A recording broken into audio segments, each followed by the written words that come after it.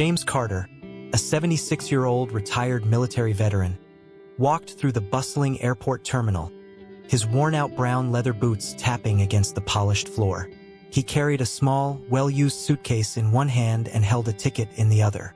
Dressed in an old army jacket, decorated with fading patches from his time in the service, he looked like a man who had seen the world change through decades of hardship. James had always believed in discipline and order, principles that had guided him throughout his service in the military. Though he had retired long ago, the scars of war, both visible and hidden, remained with him. His right knee, injured from shrapnel years ago, caused him to walk with a slight limp, but he never let it slow him down. He was traveling to San Diego, where his only daughter, Emily, had just given birth to her first child. James was excited. It had been years since he had seen his daughter, and the thought of meeting his granddaughter for the first time filled his heart with warmth. However, as he approached the Skyfly Airlines check-in counter, he couldn't shake the uneasy feeling creeping into his chest. At the check-in counter, a young airline employee named Mark Thompson, in his early 30s, stood with an air of arrogance. His uniform was crisp, his tie perfectly knotted, and his expression indifferent as he handled passengers with little patience. James approached the counter and handed over his ticket with a polite nod. "Good afternoon, sir. I'm checking in for my flight to San Diego," James said, his voice calm and respectful. Mark barely looked at him before grabbing the ticket. His eyes quickly scanned it, and then his lips twisted into a smirk. "Sir, I'm afraid there's a problem with your ticket," Mark said, shaking his head. James furrowed his brows. "A problem?" "Yes," Mark replied, tapping the keyboard lazily. "It looks like we're overbooked, and unfortunately, we won't be able to accommodate you on this flight." James frowned. "But I booked this ticket weeks ago. It's confirmed. I even received an email yesterday." Mark let out a sigh as if dealing with an inconvenience. "I understand, sir, but these things happen. You can try booking another flight, or maybe take a bus if you're in a hurry." A few people standing in line behind James turned to watch the scene unfold. Some whispered among themselves, sensing that something wasn't right. James remained composed. "I served this country for over 40 years. I have never asked for special treatment. All I'm asking is to get on the flight that I paid for." Mark rolled his eyes. "Listen, sir, I get it. You're a veteran, and that's great. But that doesn't change the fact that this flight is full." Another airline employee, a young woman named Lisa, stood a few feet away, watching with an uneasy expression. She recognized James's name from the passenger list, but before she could intervene, a flight attendant in uniform, Sarah, stepped up beside Mark. "What's going on here?" Sarah asked, glancing at James before turning to Mark. "Just an old guy making a fuss," Mark muttered under his breath. Sarah chuckled softly and shook her head. "Sir, I'm sorry, but we have priority passengers who need those seats. We can't just let anyone board." The word stung. Just anyone? James wasn't just anyone. James took a deep breath, trying to keep his frustration in check. He was used to facing adversity, but this felt different. "I see," he said, his voice steady but laced with disappointment. "I guess I'll just have to wait for another flight." "Then?" Mark smirked. "That would be best." Lisa, unable to hold back any longer, spoke up. "Actually, Mark, Mr. Carter's ticket is valid. He's supposed to be in 14C, a confirmed seat." Mark shot her a sharp look. "Lisa, don't interfere." Lisa hesitated, but before she could say more, Sarah spoke again, this time louder. "Sir, we can't delay the flight over a misunderstanding. Please step aside." The crowd watching began murmuring, some clearly uncomfortable with how James was being treated. A businessman in a suit pulled out his phone, seemingly recording the interaction. James clenched his jaw, the years of discipline kicking in.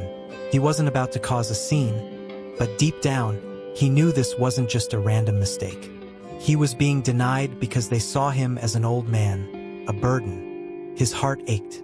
Not for himself, but for the fact that after all he had done for his country, he was being treated like he was worthless.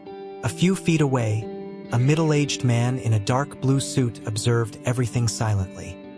He had salt and pepper hair, sharp eyes, and an air of quiet authority. No one seemed to recognize him, which was surprising, given his importance. His name was Jonathan Reeves, and he wasn't just another traveler. He was the owner of Skyfly Airlines. Reeves had built his airline on the foundation of service and respect. His father had been a war veteran, and Reeves had spent his entire career ensuring that people like James Carter were honored, not humiliated. He had arrived at the airport undercover, as he often did, to inspect how his employees treated customers. And now he had witnessed something he couldn't ignore. Mark and Sarah, too absorbed in their own arrogance, didn't notice as Reeves slowly pulled out his phone, capturing every word and action on video. His expression darkened. This was unacceptable. And soon, Mark and Sarah would learn exactly who they had just disrespected. James Carter took a deep breath, forcing himself to remain calm. He had faced worse situations in his life: combat zones, enemy fire, and the loss of fellow soldiers. But somehow, standing here in an airport, being humiliated by two arrogant airline employees, felt like an unexpected betrayal. Around him, the murmurs of the crowd grew louder. Some passengers had started whispering among themselves, exchanging glances of disbelief. Others pulled out their phones, discreetly recording the unfolding situation. Yet Mark and Sarah, so caught up in their own authority, seemed oblivious. "Sir, please step aside," Sarah said again, her voice impatient. "But I said step aside," she snapped, waving her hand dismissively. James sighed. He knew there was no point in arguing. But just as he turned to leave, a deep, authoritative voice cut through the tension. "Wait a minute." All eyes turned toward the man who had spoken. Jonathan Reeves, the owner of Skyfly Airlines, stepped forward. Jonathan Reeves had watched the entire scene unfold. His sharp eyes, a mix of calculated observation and silent fury, locked onto Mark and Sarah. Neither of them recognized him. That was their first mistake. "What's going on here?" he asked, his voice calm but carrying an unmistakable edge of authority. Sarah, assuming he was just another passenger, scoffed. "Nothing, just a booking issue. This man's ticket isn't valid." Jonathan tilted his head. "That so?" "Yes," Mark added, crossing his arms. "And we don't have room for last-minute requests." Lisa, the younger employee who had earlier tried to defend James, tensed up. She glanced nervously between Jonathan and Mark, recognizing the dangerous shift in atmosphere. Jonathan pulled his phone out of his pocket and slowly scrolled through something before looking back at them. "And what if I told you," he said smoothly, "that you just turned away a confirmed passenger, a decorated veteran who booked his ticket weeks ago?" Mark let out a dry chuckle. "Well, sir, if you think you know better than us, maybe you should run the airline yourself." The crowd collectively gasped. Lisa's eyes widened in horror. Sarah snorted. "Yeah, and who are you, anyway?" Jonathan tucked his phone away and reached into his suit jacket. He pulled out his identification badge. And as the silver Skyfly Airlines logo gleamed under the airport lights, Mark and Sarah's smirks vanished. Lisa let out a quiet gasp. The man standing in front of them, the one they had just mocked, was Jonathan Reeves, the CEO and owner of the entire airline. For a long second, no one moved. Mark's confidence shattered instantly. His jaw tightened, and his face drained of color. Sarah stammered, taking a small step back. "Sir, You what?" Jonathan interrupted, his voice steady but ice-cold. "I didn't know. Didn't know who I was?" Jonathan raised an eyebrow. "That shouldn't matter. You shouldn't treat anyone this way. Least of all a man who has dedicated his life to serving his country." James stood silently, watching the situation unfold. He hadn't expected this, not in a million years. Jonathan turned toward Lisa. "Lisa, you tried to speak up earlier, didn't you?" Lisa hesitated, then nodded. "Yes, sir." "And you were ignored?" She nodded again. Jonathan exhaled sharply, his frustration barely contained. This is exactly the kind of behavior that destroys a company's reputation. He turned back to Mark and Sarah. You denied a decorated veteran his rightful seat. You lied about the flight being overbooked. And worst of all, Jonathan's voice dropped lower. You humiliated him in front of an entire crowd. Sarah swallowed hard. We were just following protocol. Protocol. Jonathan cut her off, stepping forward. Show me where, in our airline's policies, it says you can degrade someone because of their age or appearance. Silence. Mark, sweating now, tried to salvage the situation. Sir, we can fix this. We can get him a seat. Jonathan held up a hand, silencing him. You had your chance, he said. Now you're going to face the consequences. By now, the situation had drawn even more attention. Other airline staff had arrived, and even a security officer stood nearby, observing. Jonathan gestured toward them. Effective immediately, Mark and Sarah. You are both suspended pending review. Mark's eyes widened. Suspended? Sir, please, You should have thought about that before mistreating a passenger, Jonathan said coolly. Sarah looked like she might cry. Sir, we didn't mean. But you did, Jonathan replied, his tone leaving no room for argument. You meant every word, every smirk, every dismissive gesture. The weight of their actions finally crashed down on them. And as two security officers stepped forward, both Mark and Sarah knew their careers were over. Turning back to James, Jonathan's expression softened. I'm so sorry, Mr. Carter, he said sincerely. This should never have happened to you. James, ever the gentleman, simply nodded. I appreciate that, son. Jonathan reached into his pocket again and pulled out a new first-class boarding pass. Allow me to personally escort you to your seat, he said. James looked at the ticket, then back at Jonathan. I don't need special treatment, just fairness. Jonathan smiled. And fairness is exactly what you'll get. The crowd erupted into applause as James walked toward the gate, this time with dignity restored. He couldn't help but think about how quickly life could change, and how, sometimes, the right people show up exactly when you need them. As James Carter settled into his first-class seat, a quiet sense of relief washed over him. The past hour had been a whirlwind. Humiliation, public scrutiny, and then an unexpected redemption. But now, as he gazed out the window, he could finally take a deep breath. Across from him, Jonathan Reeves, the CEO of Skyfly Airlines, watched the elderly veteran with admiration. Mr. Carter, he said, leaning forward slightly, if you don't mind me asking, what branch did you serve in? James looked over and gave a small smile. U.S. Army. Served for over 30 years. Tours in Vietnam, Desert Storm, and Afghanistan. Jonathan nodded, impressed. That's an incredible legacy. You deserve respect, not the treatment you received today. James shrugged humbly. I didn't serve for recognition. I did it because it was the right thing to do. Jonathan smiled, but his expression turned more serious. Still, what happened today was unacceptable, and I intend to make sure it never happens again. James tilted his head. And how exactly do you plan on doing that? Jonathan's eyes gleamed with purpose. By making an example out of them. Back at the airport, the incident had already gone viral. Several passengers had recorded the confrontation, and by the time the flight took off, social media was ablaze with outrage. Airline employees humiliate elderly veteran until CEO steps in. Unbelievable. The way they treated this man was disgusting. But karma hit fast. Mark and Sarah should never work in customer service again. Respect our veterans.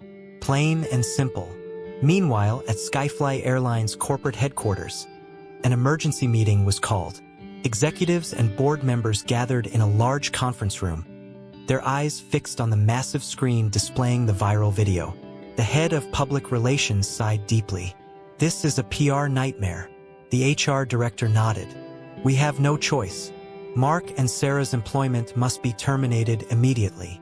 The legal team chimed in, discussing the potential lawsuits and reputational damage the company could face if they didn't act swiftly.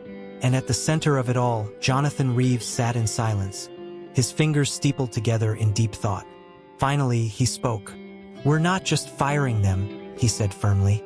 We're making a public statement. The very next morning, Skyfly Airlines released an official statement. We are deeply saddened and outraged by the actions of two of our employees, who denied a decorated veteran his rightful seat and treated him with complete disrespect. Their actions do not reflect the values of Skyfly Airlines. Effective immediately, they are no longer employed with our company.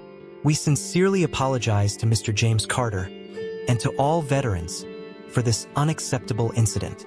We are committed to ensuring every passenger, regardless of their background, is treated with dignity and respect. But that wasn't all.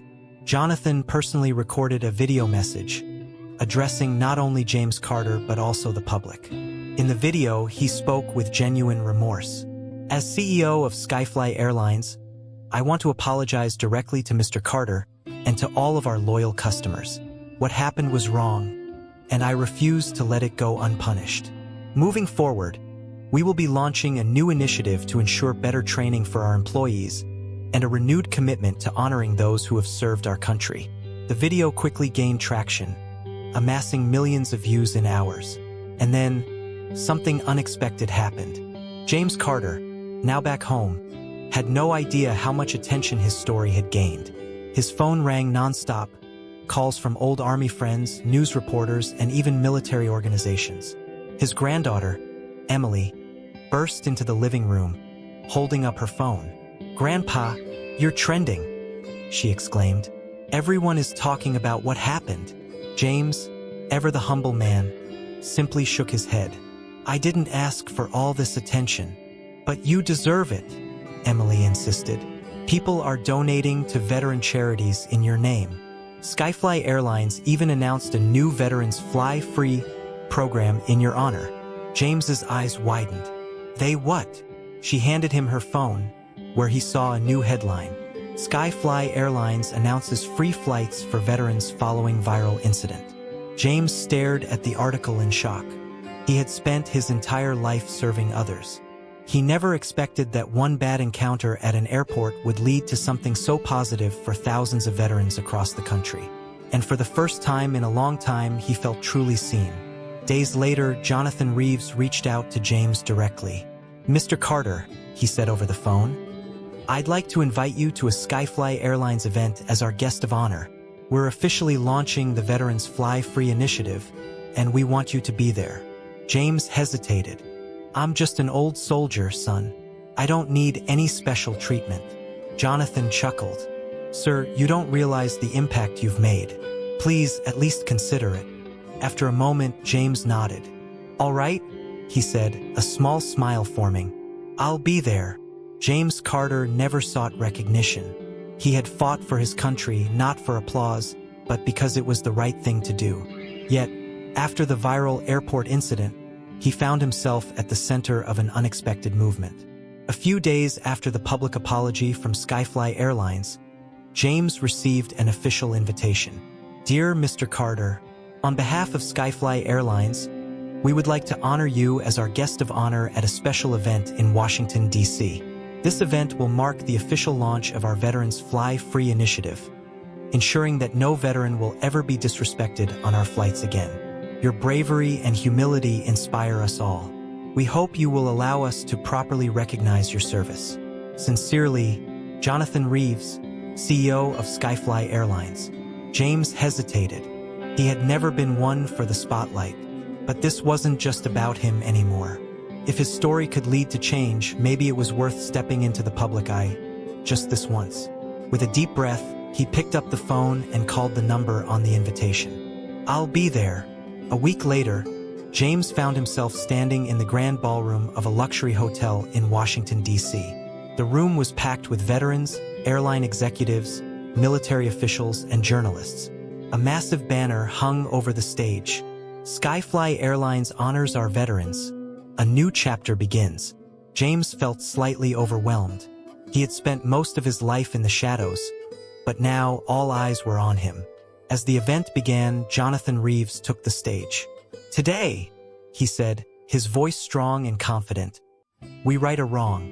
One of our own, a decorated veteran, was humiliated in a way that should never have happened. And thanks to him, We're making sure it never happens again." The audience erupted in applause. Reeves turned towards James.